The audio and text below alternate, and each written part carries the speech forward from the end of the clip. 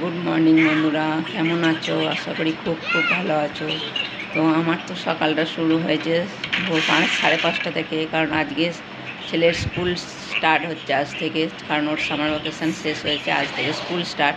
তো সেই জন্য আবার রোজকারের নিয়ম 5:30টায় ওটা উঠিয়ে ছেলেকে রেডি করানো। এই যে ছেলেও রেডি হয়ে গেছে।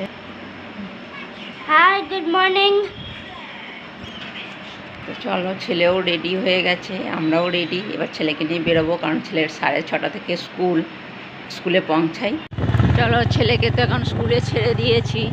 তো ছেড়ে দিয়ে আমরা একটু ঘুরে ঘাড়ে তারপর বাড়ি যাব, কারণ ছেলের স্কুল এত তাড়াতাড়ি 6:30, সকাল 6:30টায় স্কুল। তো কোনো কিছু নেয়ার থাকলে তখন দোকানেই খোলে না। তো ওই জন্য একটু ঘুরে কিছু কেনাকাটা করে তারপরে বাড়ি যাব।